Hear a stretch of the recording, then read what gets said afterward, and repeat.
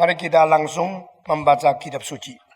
Kita membaca bersama-sama dari Yohanes 16, kita dari 12 terus membaca sampai 16. Injil Yohanes pasal 16, kita membaca lagi dari 12 sampai ke 16. Masih banyak hal yang harus kukatakan kepadamu, tetapi sekarang kamu belum dapat menanggungnya. Tetapi apabila ia datang, yaitu Roh kebenaran, ia akan memimpin kamu ke dalam seluruh kebenaran. Sebab ia tidak akan berkata-kata dari dirinya sendiri, tetapi segala sesuatu yang didengarnya, itulah yang akan dikatakannya, dan ia akan memberitakan kepadamu hal-hal yang akan datang. 14, 15, 16, mari kita membaca bersama-sama. Ia akan memuliakan aku, sebab ia akan memberitakan kepadamu apa yang diterimanya daripadaku. Segala sesuatu yang Bapa punya adalah aku punya. Sebab itu aku berkata, ia akan memberitakan kepadamu apa yang diterimanya daripadaku. Tinggal sesaat saja dan kamu tidak melihat aku lagi. Dan tinggal sesaat saja pula dan kamu akan melihat aku. Pembacaan kitab suci sampai di sini. Mari kita berdoa sekali lagi. Tuhan, berilah kemuliaan-Mu dinyatakan melalui firman-Mu yang hidup. Berilah pengertian yang Roh Kudus karuniakan kepada kami untuk menerima firman yang hidup itu. Dengar doa kami dan berkati hamba-Mu yang hina. Berkati anak-anak-Mu yang taat kepadamu, yang mau mendengarkan suara gembala. Karena Engkau berkata, barang siapa yang adalah domba-Mu, maka ia mengenal suara-Mu. Dan ia akan taat kepadamu dan berjalan mengikuti pimpinanmu. Biarlah hal ini terjadi di dalam diri kami masing-masing. Yang kami panjatkan doa demi nama Yesus Kristus, penebus dan juru selamat kami yang hidup. Amin. Saudara-saudara, di dalam ayat-ayat yang kita baca tadi mengandung sesuatu hal yang penting sekali, yaitu kesinambungan daripada pengwahyuan Tuhan. Saudara-saudara, Yesus Kristus datang ke dalam dunia telah menyatakan banyak hal yang pernah dibicarakan di dalam perjanjian lama. Dipersiapkan oleh Musa, oleh semua orang-orang nabi yang penting. Dari Daud, terus sampai Yesaya, sampai Yeremia, sampai Yeskiel, sampai Daniel, sampai kepada nabi-nabi kecil, sampai Maliaki. Ini semua merupakan satu kesinambungan pengwahyuan Tuhan Allah. Supaya gerejanya akhirnya mendapatkan keseluruhan kebenaran. Saudara-saudara, kebenaran Tuhan bukan diberikan serentak dan sekaligus semua dicurahkan seperti hujan yang keras. Tapi demi sedikit, itu disebut progressive revelation. Progressive revelation, Tuhan dengan tahap bertahap memberi pengertian kepada kita.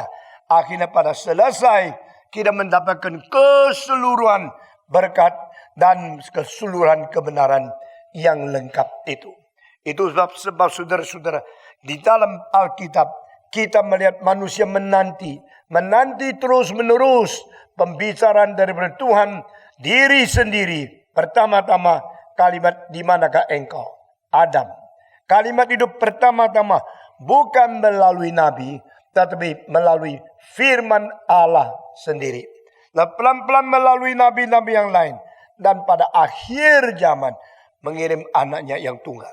Saudara-saudara, jadi kita melihat daripada kitab Kejadian, Pentateuch, sejarah, Mazmur, Amsal, dan terus sampai para nabi, sampai Maliaki, itu disebut perjanjian lama. Apakah kebenaran Allah berhenti pada waktu perjanjian lama? Tidak ada lagi? Tidak. Karena perjanjian lama menjanjikan pada waktu akhirnya Elias akan datang lagi. Dan dia mempersiapkan jalan. Saudara-saudara, di dalam buku Yesaya pasal 40 ada seorang yang bersuara di dalam padang belantara, mempersiapkan jalan untuk kedatangan daripada Mesias. Dan orang ini adalah orang yang bersuara di padang belantara. Dia mempersiapkan dengan semua bukit yang tinggi-tinggi dikikis habis. Yang rendah-rendah ditimbun rata. Lalu mempersiapkan jalan yang besar supaya Mesias itu datang ke dunia. Siapakah orang yang menjadi suara di dalam padang belantara yang berteriak, siapkanlah jalan untuk Tuhan, yaitu Yohanes Pembaptis. Sehingga dari Musa terus menerus sampai pada Maliaki belum selesai. Masih ada orang akan datang lagi. Dan ini ada continuation of the revelation of God in the writing form in the Bible. Perjanjian lama sudah selesai, perjanjian baru datang. Sampai pada Yesus Kristus sudah datang sendiri. Dia mengatakan hal-hal yang jauh lebih penting dari buku-buku kuno. Maksudnya tidak berarti perjanjian baru yang dikatakan Yesus akan melawan, terbentur, dan konflik dengan perjanjian lama. Tapi artinya adalah tafsiran orang Yahudi terhadap perjanjian lama yang salah-salah perlu dikoreksi. Saudara-saudara, kita harus membagikan firman Tuhan dan tafsiran firman Tuhan. Pada hari ini saya berkhotbah di sini. Khotbah saya tidak boleh dipersamakan dengan firman Tuhan. Meskipun kita akan memberitakan firman, preach the word, memberitakan firman, tapi the preaching and interpretation of the word is not equal to the word. Firman Tuhan itu sempurna. Firman Tuhan itu tidak berubah. Tetapi pentelaannya atau penjelasannya itu selalu mempunyai keadaan yang tidak setara dengan firman Tuhan. Itu sebab kita dengan sesungguhnya, dengan semungkinnya, kita belajar baik firman Tuhan sehingga tidak ada satu kalimat jikalau mungkin yang meleset dan menjadi salah. Pada waktu Yesus Kristus datang kembali di dalam Matius, dia berkata, jangan kira anak manusia datang untuk mentiadakan Taurat, tetapi aku datang menggenapi Taurat. Berarti I come to fulfill, I come to accomplish, I come not to destruct or come to give all the destruction to the Old Testament. Kesinambungan dari penwahyuan itu akan terus menerus berjalan. Sampai kapan? Sampai seluruh kebenaran sudah diwahyukan. Nah, di sini bagian ini membicarakan tentang apakah artinya keseluruhan kebenaran yang akan diajarkan oleh Roh Kudus. Saudara kalau membaca sendiri seperti tidak menemukan makna ini. Tapi kalau kita terus memikirkan, engkau akan sadar memang yang dikatakan adalah begini. Yesus Kristus berkata, sekarang masih banyak hal yang aku ingin tuturkan kepada kamu, tapi engkau tidak bisa menanggungnya. Masih banyak akan berikan kepada kamu, berarti engkau sudah terima sebagian dari perjanjian lama. Engkau sudah terima sebagian dari ajaran aku. Engkau sudah menerima banyak pengertian tentang wahyu Tuhan di dalam kebenaran yang dia ingin manusia mengerti. Tetapi masih belum. Karena saya sekarang masih banyak yang mau bertutur kepada engkau. Mau mengajar engkau. Tetapi engkau tidak bisa menanggungnya. Kesulitan bukan pada Kristus. Kesulitan ada pada murid-murid Yesus Kristus. Kesulitan bukan pada orang yang supply. Kesulitan ada pada orang-orang yang menampung. Saudara-saudara, sekarang gereja kesulitan apa? Yang supply kekualaan. Yang menampung pengertian seperti sudah banyak sekali. Tapi balik daripada zaman di mana Yesus berada. Banyak pendengar kira dia sudah mengerti firman Tuhan lebih daripada pengkhotbah. Jadi banyak pengkhotbah kekualaan mau khotbah apa lagi kepada pendengar-pendengarnya. Inilah gejala pada akhir zaman. Karena pada waktu buku-buku sudah makin banyak bisa dicetak.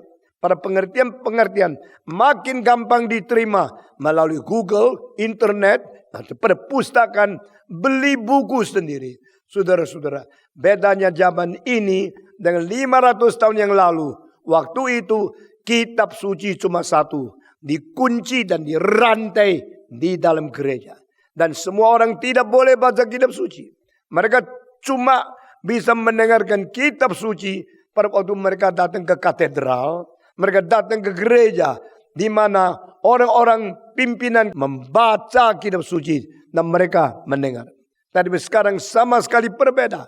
Setelah Martin Luther menerjemahkan kitab suci dari bahasa Greka ke bahasa Jerman, lalu dicetak seder Gutenberg menjadi sesuatu kemungkinan setiap orang memiliki satu jilid kitab suci. Maka popularisasi itu membuat rakyat jelata sendiri boleh membaca, sendiri boleh mengerti firman Tuhan, dan tidak usah harus ke gereja baru mendengarkan pembacaan kitab suci. Nah, bukan setelah demikian, selama 5 tahun setelah Martin Luther sampai sekarang, perkembangan percetakan makin lama makin banyak, makin lama makin banyak. Di dalam 20 tahun yang lalu mulai dijadikan sesuatu kemungkinan orang tidak usah ke perpustakaan. Orang langsung pakai jari bisa menemukan, bisa download semua buku-buku yang penting di dalam sejarah. Dan sekarang pendengar-pendengar mungkin mempunyai pengetahuan lebih lengkap daripada pengkhotbah. Sehingga pengkhotbah kalau tidak cukup bahan, dia tidak bisa supply kebutuhan dari pendengar.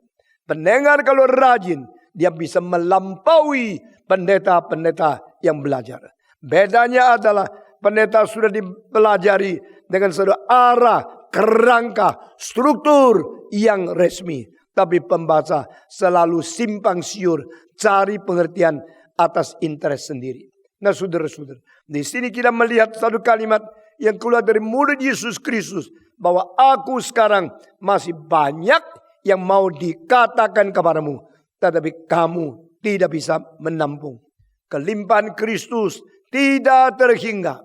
Kelimpahan Kristus, kekayaan kebenaran Kristus jauh lebih tinggi daripada daya tampungnya manusia. Maka Yesus mengatakan kalimat ini, aku sekarang masih banyak yang mau tuturkan kepada kamu, tapi kamu tidak bisa menanggung. Kamu tidak bisa menampung. Itu sebab saya harus berhenti, saya harus menahan, saya harus melimit apa yang saya katakan kepadamu. Tetapi jikalau ia datang, dan di dalam pasal 16 ayat 8, 9, 10, 11 sudah bicara waktu Roh Kudus datang, dia akan menginsyafkan manusia tentang dosa, tentang kebenaran, keadilan, dan tentang penghakiman. Yaitu bagaimana sikap kita kepada Kristus, bagaimana Kristus diterima kembali oleh Bapa, dan bagaimana Raja dunia sudah dihakimi oleh Tuhan.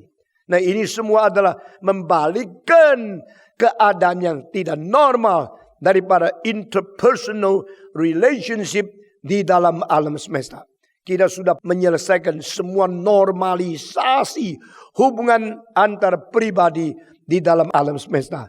Itu sebab pada waktu Yesus Kristus berkata, sekarang saya masih banyak yang mau bicarakan kepada engkau, tapi engkau tidak bisa tampung, berarti harus dibatas dulu sampai Roh Kudus datang. Sehingga Roh Kudus datang selain menormalisasikan hubungan antara pribadi dengan pribadi di seluruh alam semesta, Roh Kudus datang pun akan memberikan pengajaran lebih lengkap lagi. Ini berarti kesinambungan kebenaran yang diwahyukan akan ditambah lagi. Saudara-saudara, tidak ada agama seperti agama Kristen. Tidak ada agama yang memerlukan 1600 tahun baru kebenaran agama itu bisa diketahui. Karena pendiri-pendiri agama sendiri cuma hidup berapa puluh tahun saja. Itu sebab setelah mereka mati, siapa yang meneruskan lagi? Siapa yang bisa mengontrol persamaan antara yang mendiri dan yang menerus? Tidak ada kesulitan di dalam gap melalui hidup yang terbatas itu. Orang Kristen percaya wahyu Tuhan yang terus menerus memberikan progressive revelation.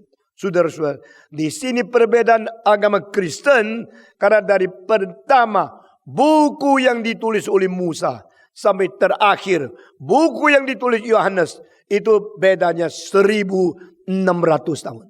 Permulaan bagaimana dunia diciptakan sampai akhirnya bagaimana seluruh alam semesta akan berakhir. Seluruh kebenaran itu sudah tersimpan, tercantum secara lengkap dari Alfa sampai Omega. Saudara-saudara, kita bersyukur kepada Tuhan. 1600 tahun ini adalah periode progressive revelation. 1600 tahun adalah jangka yang diperlukan oleh Tuhan memberikan kebenaran secara lengkap dari titik permulaan sampai titik akhir.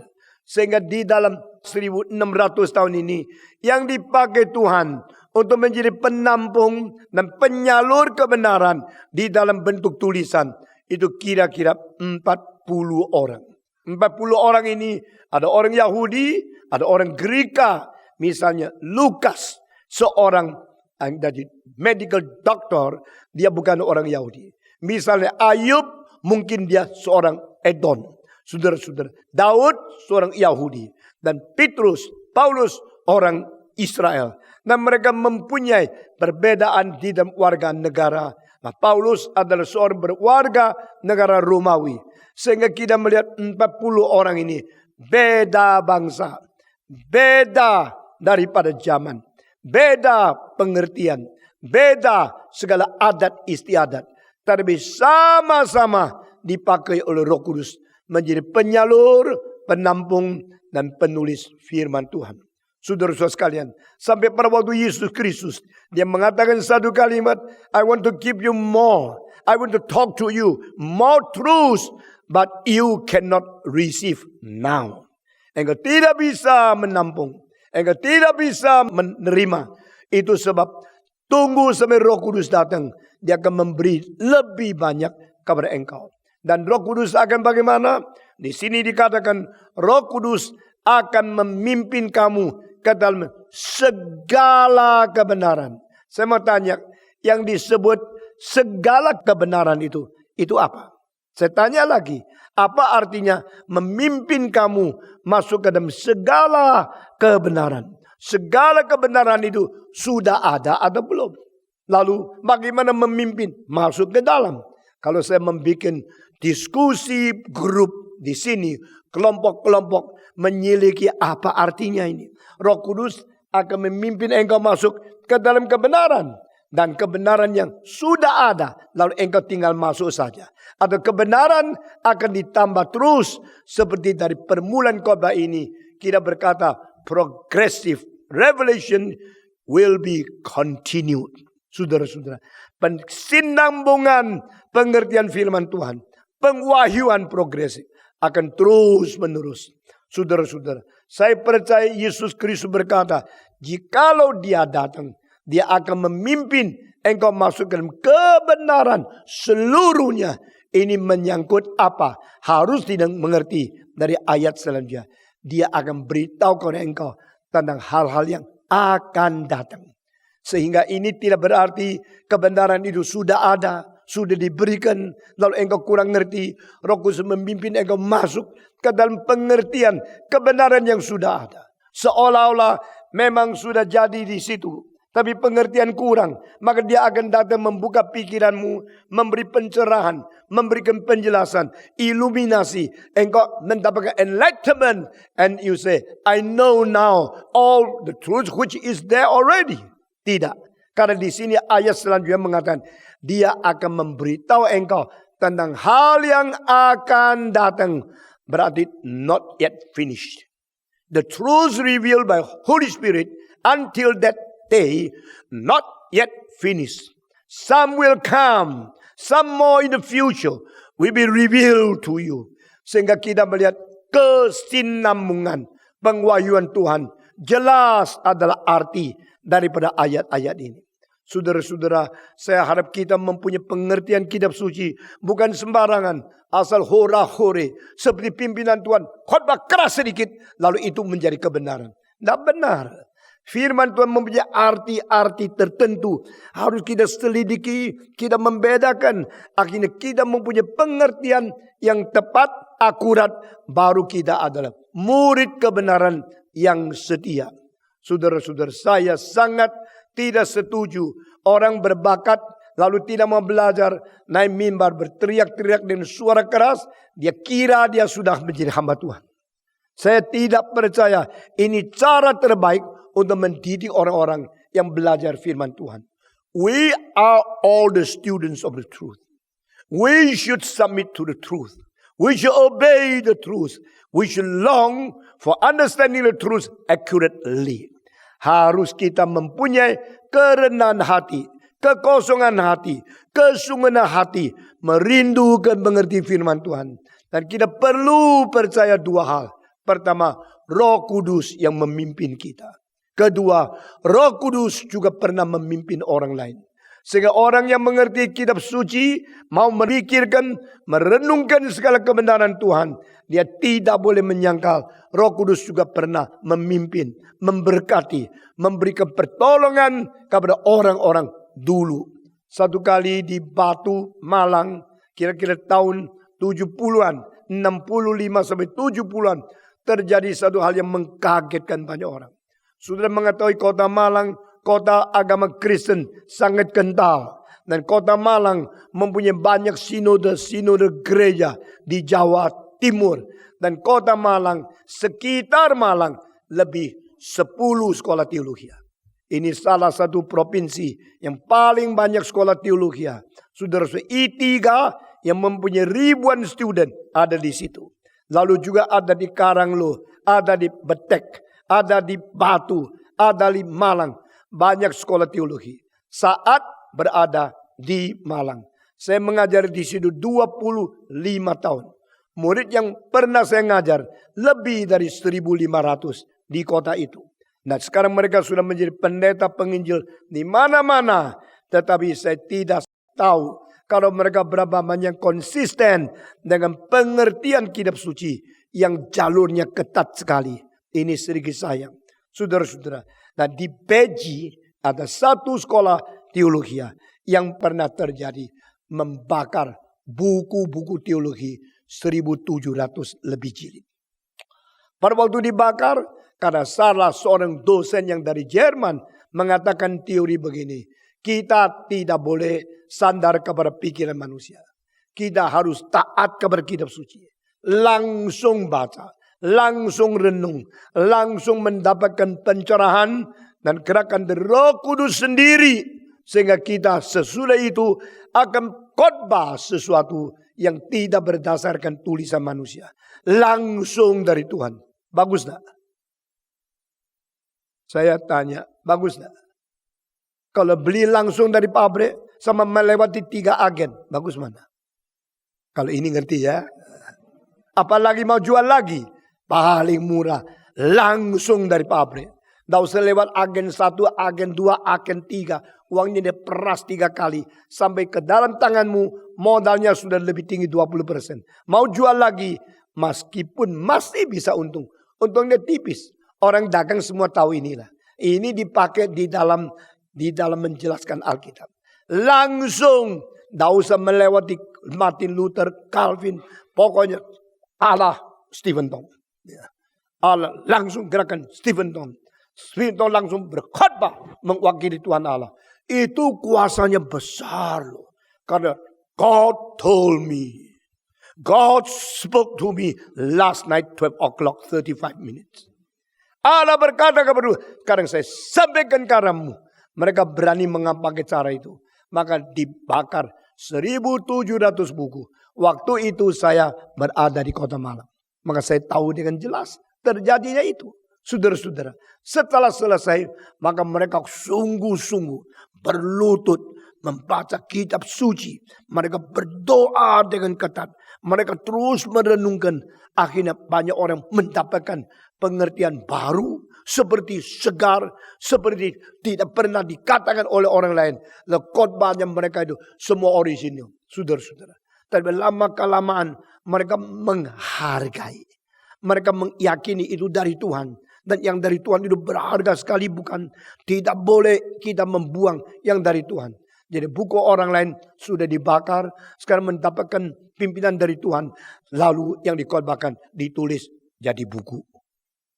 Nggak ngerti? Buku orang lain itu manusia. Yang saya bukan dari manusia, dari Tuhan. Buku yang lain dibakar, yang saya ditulis semua orang lain. Tidak baca buku mereka, tapi baca buku saya. Wah, waktu itu saya mulai geleng kepala. Jadi kamu percaya Tuhan bisa bekerja melalui kamu. Kamu percaya Tuhan bisa menggerakkan hatimu. Kamu percaya Tuhan bisa memberikan inspirasi untuk engkau mengerti firman Tuhan. Tapi kenapa engkau tidak percaya Tuhan juga bisa memberi pengertian kepada orang lain? Roh yang sama juga bisa memimpin otak-otak lain. Kalau yang ditulis oleh orang lain, itu anggap itu tulisan manusia. Apakah yang kau tulis itu tulisan Tuhan Allah?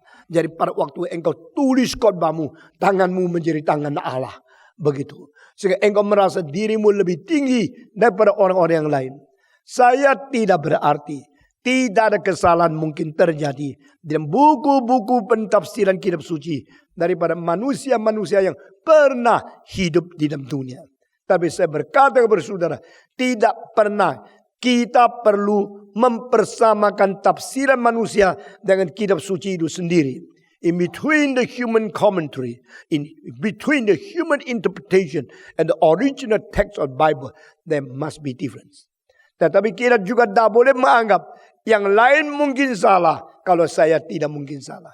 Karena di sini kesombongan dan kecongkakan yang menganggap diri lebih tinggi dari orang lain sudah muncul di dalam motivasimu. Saudara-saudara sekalian, itu sebab satu kali orang yang mengikuti arus itu datang kepada saya. Dan mereka mengadakan satu sekolah teologi di Waru dekat Surabaya. Dan pemimpinnya datang, Patong, yuk mengajar, yuk. Di sekolah kita, yuk mengajar. Saya bilang, saya mau tahu dulu, sekolah ini didirikan oleh siapa? Lalu yang mengajar siapa? Dia mengatakan didirikan oleh si ini. Lalu dia mengajar ini. Sebagian saya kenal, sebagian saya tidak kenal. Lalu saya tanya, mengapa mesti undang saya ngajar? Karena you lain sama yang lain. Saya menanya lagi, apa yang disebut lain daripada yang lain? Karena you ada langsung dari Tuhan. Saya kaget. Saya banyak belajar buku kok. Saya bukan langsung dari Tuhan. Dia kira saya langsung dari Tuhan. Apakah itu yang Tuhan langsung kasih tahu sama dia? Kalau saya langsung dari Tuhan. Saya juga tidak ngerti. Saya bilang tidak. Saya banyak baca buku. Saya belajar teologi. Saya mematuhi banyak komentar yang bagus. Nah, saya mengambil bahan sebagian dari mereka. Meskipun khotbah saya dari pertama kali sampai sekarang tidak pernah mencuri khotbah orang lain. Saudara kalau melihat pentafsiran ayat yang saya bacakan atau saya kutip, lalu engkau pergi baca semua komentari, pasti lain. Stephen Tong tidak ambil khotbah orang lain untuk naik mimbar. Stephen Tong tidak curi pikiran orang lain naik mimbar. Jikalau aku memakai orang lain, saya akan berkata, Calvin berkata, Augustinus berkata, Martin Luther berkata. Itu namanya kutipan. Bukan curian. Baru kemarin dulu ada orang kasih saya satu buku. Saya baca-baca. Ini orang saya kenal. Bukan terlalu banyak belajar teologi. Tapi dia berani menulis seperti Handbook of Theology. Ternyata dalamnya banyak dari saya. Dan dia ambil curi begitu saja. Ya Tuhan ampunilah dia. Kira-kira begitu. Saudara-saudara sekalian. Pada waktu engkau membaca bagian yang sama. Bandingkan khotbah saya dengan khotbah yang lain. Memang banyak beda. Lah engkau ambil kesimpulan seperti orang itu. Stephen Tong langsung terima dari Tuhan. Justru saya menolak. Karena saya percaya ada pikiran-pikiran dari pimpinan Tuhan di dalam sejarah. Sudah mempengaruhi secara sadar tidak sadar. Di dalam batin saya. Di dalam intelek saya. Kita harus memberikan kredit kepada pimpinan Tuhan kepada orang lain. Nah saudara-saudara, maka waktu dia mengatakan Patong, silakan mengajar. Saya tanya dulu, dosenmu itu dari mana?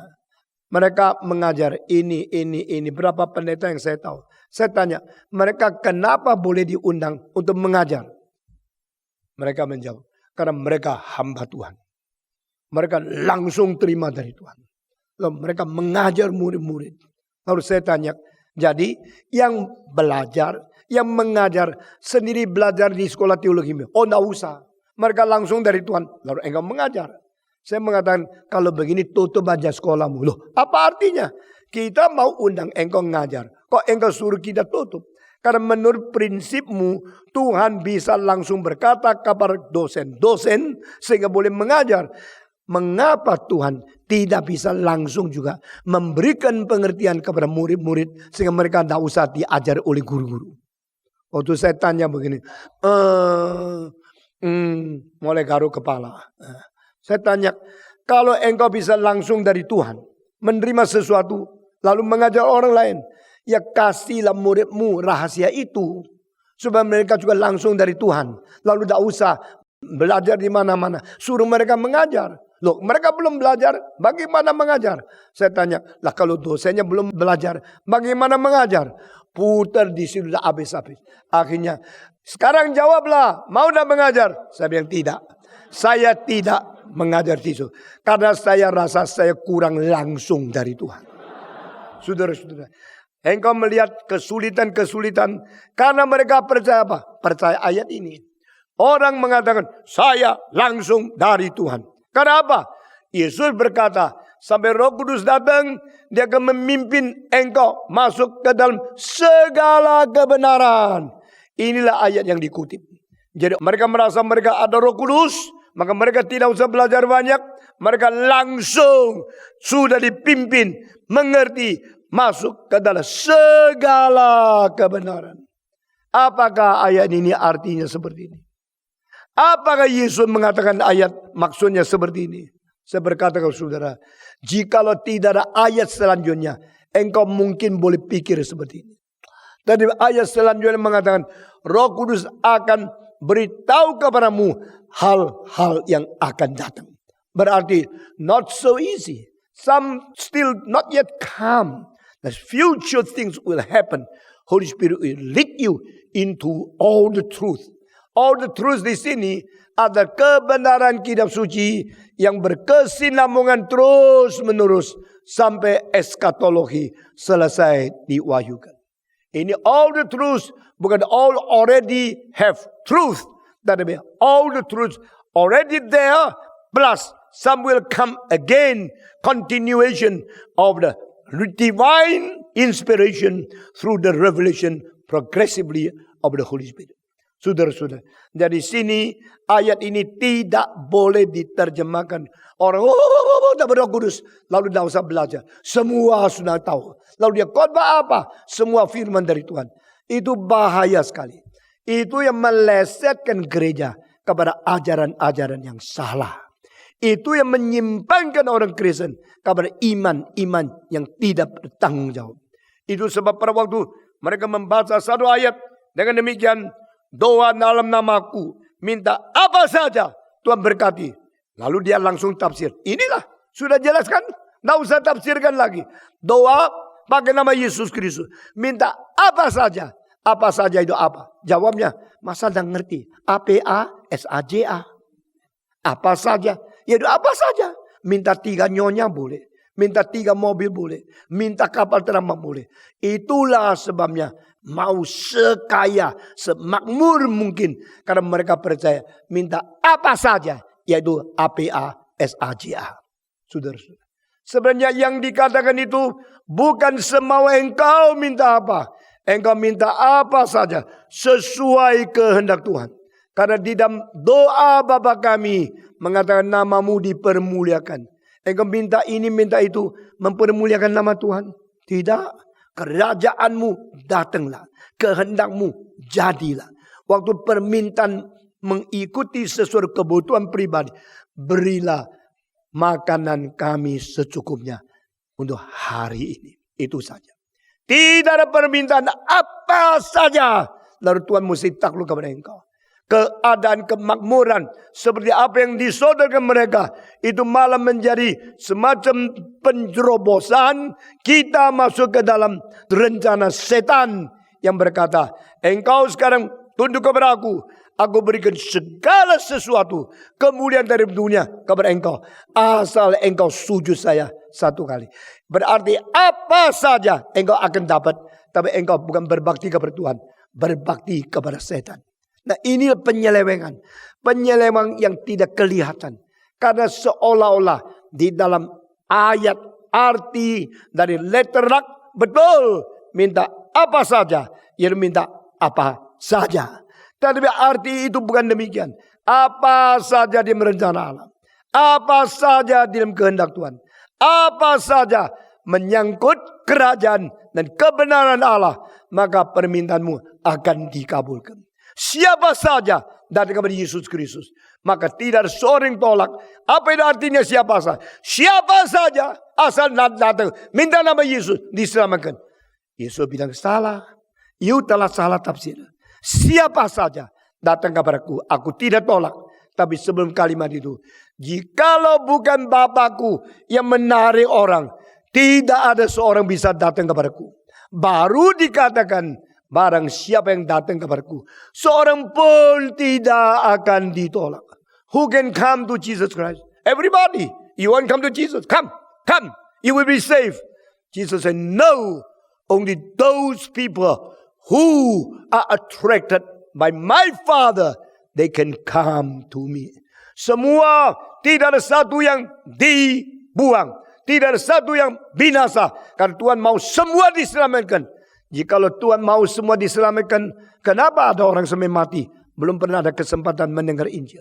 Jadi itu ada konteks-konteks yang mengikat satu dengan lain. Tidak peduli. Karena Roh Kudus datang akan membawa kita masuk dalam segala kebenaran. Semua langsung mengerti sendiri. Itu paling bahaya. Saudara-saudara, mungkin sudah puluh-puluh tahun engkau mendapatkan fondasi seperti itu. Lalu engkau berkembang, engkau membangun imanmu daripada dasar-dasar yang kelihatan alkitabiah, tetapi sama sekali salah adanya. Lalu kapan engkau koreksi? Saya tidak tahu. Kalau engkau berada di dalam kebaktian ini, engkau di dalam khotbah saya, engkau menemukan hal-hal perlu koreksi, engkau mesti nangis. Minta Tuhan kasih engkau sesuatu hati yang sungguh-sungguh mau setia, mau taat kepada Tuhan. Saya pun harus dikoreksi. Engkau harus dikoreksi. Karena kita hanyalah manusia yang bisa salah. Dan Tuhan akan memimpin kita masuk dalam segala kebenaran. Artinya bukan itu. Sekarang secara positif saya menjelaskan apa artinya Roh Kudus datang akan memimpin kita masuk ke dalam segala kebenaran. Berarti partly already given the truth to you, partly in the history already given inspiration and the revelation progressively, but not yet finished. Semua kebenaran yang akan diberikan Roh Kudus kepada manusia adalah kebenaran yang bersangkut paut dengan dua hal. Pertama, hidup. Kedua, ibadah, life and devotional. Saudara, all the things concerning life and concerning the devotional will be given as the revelation of God. Kebenaran kitab suci, wahyu dari Roh Kudus tidak melampaui kedua hal ini. All things concerning spiritual life, all things concerning the devotional life will be revealed to the Bible. Saudara-saudara, kitab suci tidak mengisi semua pengetahuan. Kitab suci tidak memberikan astronomi yang banyak. Kitab suci tidak membicarakan biologi yang lengkap. Alkitab tidak memberikan pengertian medis yang sempurna. Tetapi ada hal-hal menyangkut sejarah, menyangkut alam, menyangkut biologi, menyangkut fisika, menyangkut apa saja. In science and history, there was nothing error in the written form of the Bible. Semua yang pernah diberikan kitab suci yang bersangkut paut tentang sejarah, bersangkut paut dengan sains, tidak ada satu kalimat yang salah. Nah, engkau mesti mempunyai pengertian yang jitu, jangan menyimpang. Saudara-saudara, menjadi orang Kristen tidak gampang, bukan? Kalau mau menjadi orang Kristen sembarangan, gampang. Mau menjadi orang pendeta sembarangan, gampang. Yang mau menjadi pengkhotbah sembarangan, gampang. Kenapa ada sekolah teologi? Baru belajar 3 bulan boleh menjadi pendeta. Karena mereka kira gampang. Kira saya juga bisa. Lu bisa teriak, saya juga bisa teriak. Vokal saya lebih keras. Yang dengar lebih sentuh. Yang maju ke depan lebih banyak. Maka saya hamba Tuhan yang besar. Hamba Tuhan besar, tidak penting. Hamba Tuhan benar, tidak benar. Itu penting. Saya berani mengatakan kalimat ini. Karena pendengar saya lebih banyak dari pendengar pendeta siapapun di dalam sejarah Tiongkok dan sejarah Indonesia. Saudara-saudara sekalian, setiap tahun saya berkhotbah ratusan kali. Di dalam Kapin, setiap kali ribuan orang datang ke depan. Saya bukan membual, saya bukan omong bohong. Banyak orang tidak senang saya. Tapi mereka tidak bisa mencegah berkat Tuhan dan pekerjaan yang Tuhan berikan kepada saya. Karena Tuhan membuka jalan, membuka pintu kepada saya. Dan berkat Tuhan begitu besar, limpah di seluruh Indonesia. Tapi itu tidak ada arti apa-apa. Jikalau ajaran saya salah, makin banyak orang dengar, berarti makin dirugikan oleh saya. Ngerti? Jikalau saya mempengaruhinya merusak, makin banyak khotbah, makin banyak orang mendengar, dosa saya makin besar. Itu sebab mari kita mengerti kebenaran lebih penting daripada kebesaran. Saudara-saudara, Yohanes Pembaptis cuma khotbah tidak sampai 1 tahun. Sudah dipenggal kepalanya. Stephen Tong sudah khotbah 56 tahun kurang 4 bulan. Saudara-saudara. Dari tahun 57 bulan Maret saya pertama berkhotbah. Sampai sekarang sudah 55 tahun lebih kira-kira 8 bulan. Tapi what is that? That means what? Means I need so much time to present what I want to talk. Kadang-kadang orang-orang cuma setengah tahun Tuhan sudah serahkan dia pendengar dan mencatat khotbah yang penting. Seperti Yohanes Pembaptis. Kalimat yang penting adalah lihatlah domba Allah yang mengangkut dosa seluruh dunia. Dia akan bertambah. Aku akan makin berkurang. Dan dia mengatakan aku jikalau buka sepatu, tali sepatu dari Yesus Kristus, itu pun saya tidak layak. Dan dia mengatakan aku melihat surga buka dan ada merpati turun kepada dia. Nah, aku mengetahui dia anak Allah. Semua kalimat-kalimat yang paling agung tentang kristologi keluar daripada mulut dia. Nah saudara-saudara, itu sebab artinya apa? Memimpin engkau masuk ke dalam segala kebenaran. Bukan yang sudah, tapi yang akan datang. Karena dia akan beritahu kepadamu hal-hal yang akan datang. Maka ayat ini saya tafsirkan semua dengar baik-baik. Bukan sudah ada kebenaran di situ. Lalu satu orang kena Roh Kudus, semua ngerti. Bukan itu. Roh Kudus akan bertahap memimpin gereja masuk ke dalam segala kebenaran. Termasuk kebenaran yang belum pernah ada. Yang belum pernah dikatakan oleh Musa. Yang belum pernah dikatakan oleh Daud. Yang belum pernah dikatakan oleh Yesaya. Yang belum pernah dikatakan oleh Yeremia. Yang belum pernah dikatakan oleh Daniel. Yang belum pernah dikatakan oleh Yeskiel. Yang belum pernah dikatakan oleh semua nabi sampai Maliaki. Yang belum pernah dikatakan oleh Yesus sendiri. Saudara-saudara. Maksudnya apa? Semua mendapat part. Dan istilah kalimat di bawah ini. Totality is bigger than all parts combined together. Saudara, bagian, tambah bagian, tambah bagian, tambah bagian. Seluruh bagian dikumpulkan. Tetap tidak bisa lebih besar daripada totalitas. Berarti apa? Not until the end come. No one get the all truth. Tidak sampai titik terakhir sudah tiba, tidak ada satu yang mendapatkan kebenaran seluruhnya. Jadi jangan tafsirkan ayat ini. Saya ada Roh Kudus, saya tahu saya belajar. Roh Kudus pimpin saya masuk mengerti segala kebenaran. Bukan artinya itu.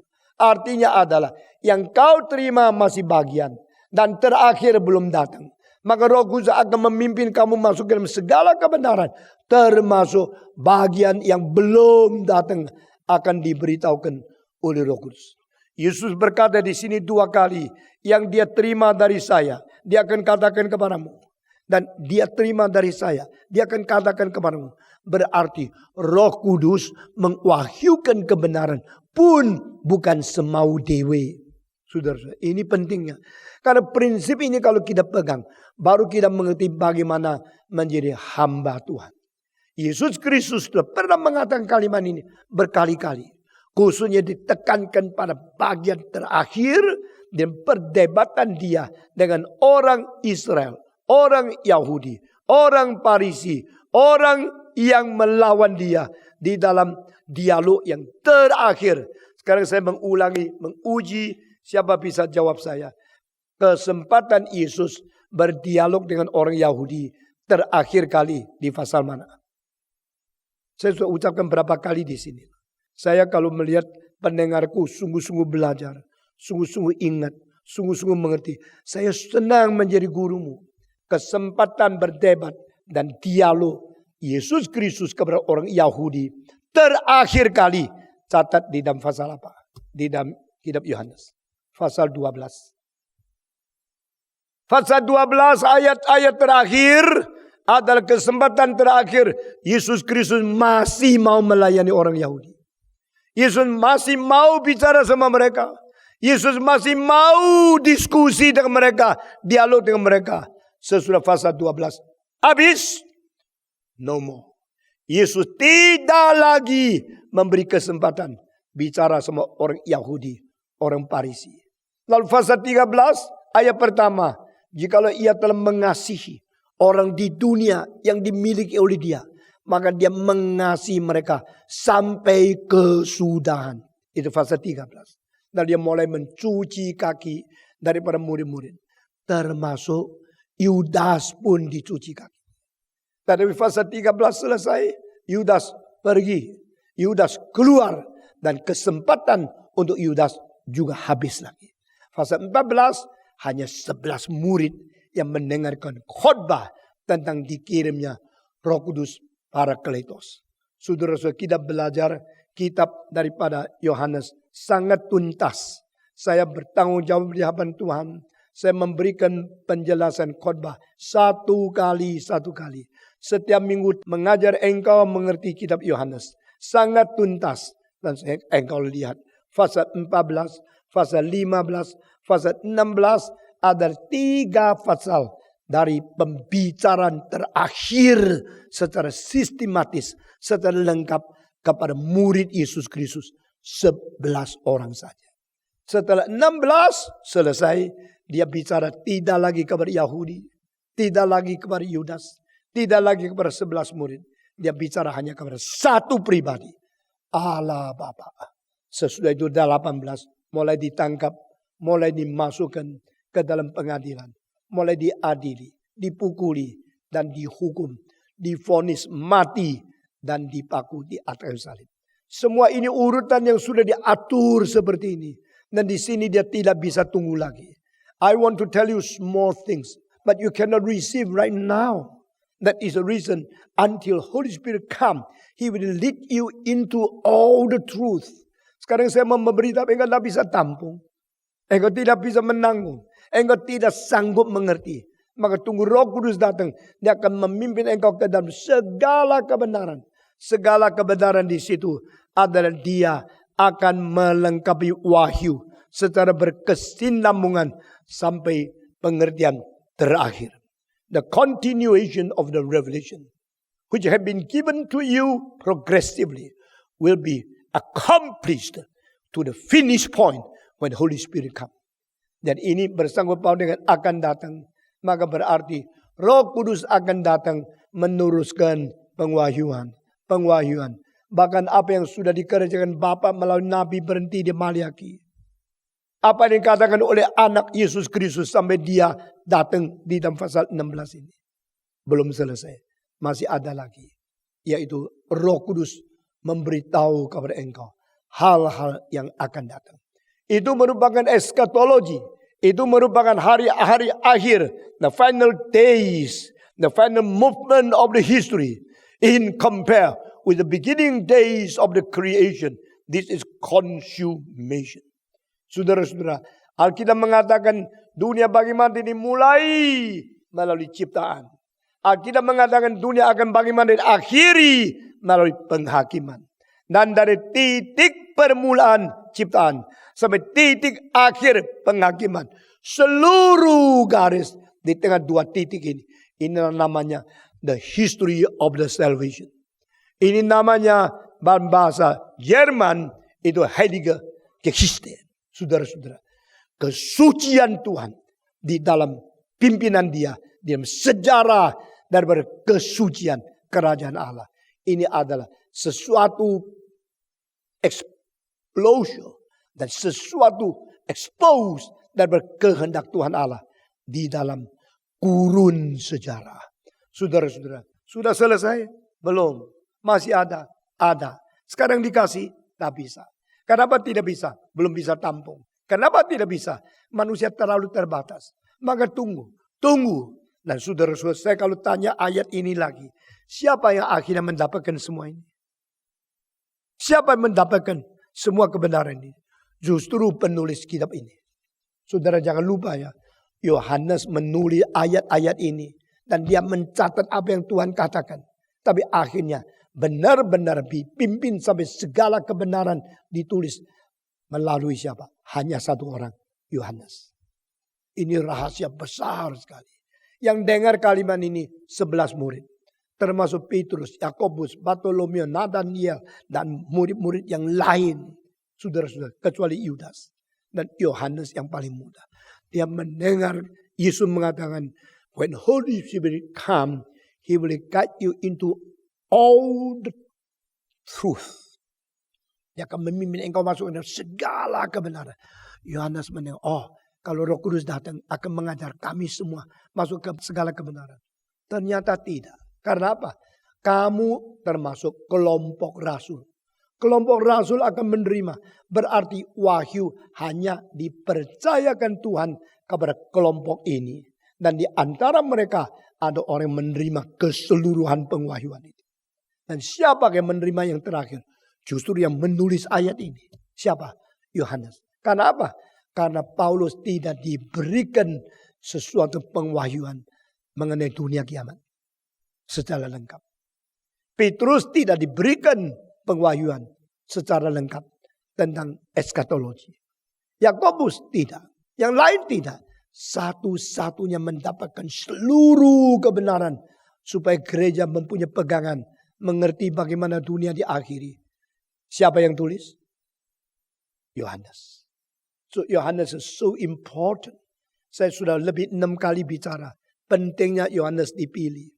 Kalau tidak Yohanes, saya tidak tahu gereja jadi apa. Kalau waktu Yohanes dipilih orang iri hati. Kenapa dijajarkan sama Petrus? Ini paling muda. Ini tidak tahu apa-apa. Ini terlalu mentah. Tuhan mengatakan, what do you want? If I want to show you what you don't like. Kenapa engkau tidak senang? Karena Tuhan yang mengetahui sejarah akan terus menerus. Sampai Petrus, Paulus mati. Harus ada orang menerus. Dan orang itu waktu itu tua sekali. Harus dipilih sekarang dia masih muda sekali. Saudara-saudara. Siapa yang bisa melihat lebih jelas daripada Yesus? Siapa bisa mengerti sejarah lebih tuntas daripada Tuhan?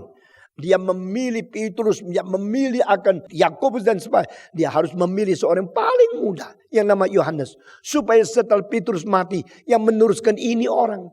Tapi kalau Yesus pilih semua yang umur 50. Atau pilih semua yang umur 40. Nah 30 tahun lagi semua umur 80. 40 tahun lagi semua di kuburan. Lalu gereja bagaimana? Habislah. Maka Yesus begitu berbijaksana. Pilih Petrus yang agak tua. Kau tahu dia agak tua. Saudara mertua. Dah tua kan? Saudara-saudara. Lalu pilih Yohanes yang masih budak. Masih muda. Supaya mereka itu terus melintasi sejarah. Pada waktu Petrus sudah 60 lebih meninggal dunia. Yohanes bisa lagi 20 lebih tahun. Sampai umur 90. Nah saat Yohanes sudah umur 90. Saat itu tidak ada satu rasul yang masih hidup. Tidak ada satu rasul tidak mati syahid di penggal kepala, dipaku di atas salib, atau dikoyakkan tubuhnya sampai hancur mati satu persatu. Sisa Yohanes yang terus menjaga gawang, berdiri di atas menara pengawal dan mewanti-wantikan bahaya daripada segala bidat-bidat dan menulis 1 Yohanes, 2 Yohanes, 3 Yohanes dan Injil Yohanes dan akhirnya kitab Wahyu untuk membawa manusia mengerti segala kebenaran. Nah, sekarang saya kembali kepada ayat ini. Segala kebenaran yang dikatakan di sini yaitu sampai Yesus datang kembali. Kebenaran mengenai salvation. Di dalam Paulus sudah banyak. Mengenai soteriologi, mengenai kristologi, mengenai pneumatologi, mengenai ecclesiologi, mengenai doctrine of the revelation. Semua itu sudah ada. Tapi doktrin yang terakhir yaitu eskatologi. Bagaimana dunia ada akhir, bagaimana kiamat akan tiba, bagaimana penghakiman seluruh dunia akan dilaksanakan. Tidak ada orang tulis kecuali Yohanes. Waktu Yohanes tulis ini, dari mana inspirasinya? Dari mana kesempatannya? Waktu dia sudah tua, mestinya sudah dibunuh. Mereka membuat wajan yang isi minyak yang mendidih. Besar sekali. Nah, mereka mengatakan, ini orang tua, kaku. Tidak mau takluk kepada kaisar. Dia masih menyebut Yesus Tuhan. Mari kita goreng dia. Lalu mereka akan membawa rasul yang paling tua, tadinya paling muda, untuk dilempar ke dalam wajan yang menggoreng dia. Saat itu seorang jenderal Romawi yang tua mengatakan, buat apa goreng orang tua? Biar dia hidup, tidak usah digoreng di sini. Tidak usah kita menerima baunya gorengan itu. Lepas dia, buang dia ke Pulau Patmos saja. Maka akhirnya Yohanes tidak digoreng, tapi dilempar ke Pulau Patmos.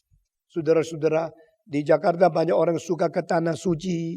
Tanah Suci pulang sayangnya tidak lebih suci. Ya, saudara-saudara. Banyak orang suka pergi lihat. Saya juga pernah pergi ke Turki. Pergi ke Yerusalem. Pergi ke Galilea. Tapi saya tidak rasa itu paling penting. Menurut apa yang saya tahu, reformator yang imannya baru kuat, hampir tidak ada satu orang, baik Luther, Calvin, pernah ke tempat suci. Saudara-saudara sekalian. Tetapi pergi, tidak penting. Yang penting saya katakan di sini adalah Yohanes. Waktu dibuang ke Pulau Patmos, satu hari Minggu. Dia melihat langit terbuka. Dan Kristus menyatakan diri. Dan suruh dia tulis semua mengenai dunia akan bagaimana selesai. Kristus akan datang kembali. Dan eskatologi akan tiba. Dan saat-saat terakhir penghakiman akan dijalankan bagaimana. Ini menjadi kitab Wahyu yang menutup kitab suci. Kita bersyukur kepada Tuhan. Waktu kitab Wahyu sudah selesai ditulis. Maka arti ayat ini jelas. Roh Kudus datang memimpin kamu masuk ke dalam segala kebenaran. Mengerti? He will tell you of the future things. The things to come. Not yet come, but future. Last day. The last things will be written down. Because Holy Spirit is guiding you into all the truth. Hanya orang Kristen mengerti dunia bagaimana kiamat. Kita bersyukur kepada Tuhan. Pada waktu Yohanes sebelum meninggal dunia. Sebelum rasul yang terakhir dipanggil oleh Tuhan. Segala kebenaran tentang hidup dan ibadah sudah sempurna. Orang Kristen tunggu apa lagi? No more. It is completed. It is finished. Bagaimana Yesus Kristus mengatakan, it is finished di atas kayu salib. Untuk keselamatan sudah genap. Demikian pada waktu titik terakhir, full stop sudah dititikkan setelah kitab Wahyu ditulis. John akan mengatakan, it is finished. All the truth concerning the eternal plan of God, concerning the eternal hope of man, concerning eternal salvation and accomplishment of God's consummation have been fully accomplished. Finished. Saudara-saudara, inilah artinya Roh Kudus kalau datang akan memimpin engkau masuk ke dalam segala kebenaran. Dan dia akan beritahu kepadamu apa yang sudah kututurkan kepada dia. Yang diterima dari saya. akan diberitahu kepadamu. Karena Roh Kudus tidak berbicara tentang apa yang semaunya diri. Dia berbicara dari apa yang terima daripadaku dan dia tuturkan kepadamu. Ayat ini sama seperti pasal 12. Aku tidak berbicara daripada apa yang ku bicara. Semua yang ku bicarakan kepadamu, semua yang ku tuturkan kepadamu adalah apa yang dikatakan Allah Bapa kepadaku. What God told me, what God say to me, my Father sent me and give me His word for me to teach you. Now the Holy Spirit will receive all the words from me because He is not teaching you according to what He want to tell you, but He tell you what I want Him to tell you. Dengan demikian, ajaran dari Yesus Kristus dari Bapa, ajaran Roh Kudus dari Yesus, ajaran Sang Anak sinkron dengan Sang Bapa, ajaran Sang Roh Kudus sinkron dengan Sang Anak, Allah Bapa, Allah Anak, Allah Roh Kudus, kesinambungan adalah pengwahyu dan pengwahyuan daripada kejadian penciptaan sampai akhirnya kata hari terakhir penghakiman semua lengkap. Ini arti jelas. He come, He will lead you into all truth. Jadi jangan lagi sembarangan pakai imajinasi bayang-bayang. Saya ada Roh Kudus, saya mengerti semua. Itu kesombongan, kelalaian yang memberi tempat kepada setan. Sehingga gereja dikacaukan dengan pengajaran yang tidak bertanggung jawab. Mari kita teliti menyelidiki, mengerti, dan kita kembali kepada kebenaran Tuhan. Hari ini sampai di sini, mari kita berdoa. Bapa di dalam surga, kami berterima kasih untuk pimpinan-Mu, untuk pencerahan di dalam hati kami. Sehingga kami boleh mengerti berapa besar cinta-Mu, berapa ajaib pimpinan-Mu. Dan Roh-Mu akan datang mengajar kami, memimpin kami masuk ke dalam segala kebenaran. Termasuk hal-hal yang akan datang, Roh akan beritahu kepada umat-Mu, beritahu kepada gereja-Mu, dan memimpin gereja masuk ke dalam segala pengajaran, segala kebenaran. Kami berterima kasih. Biar Tuhan tundukkan hati kami, taklukkan jiwa kami, sehingga kami makin lama, makin merendah diri, makin lama, makin taat, makin lama, makin menuruti segala perintah Tuhan dan segala petunjuk Tuhan di dalam progressive revelation. Dengar doa kami Tuhan, dalam nama Yesus Kristus, penebus dan juru selamat kami yang hidup, kami sudah berdoa. Amin.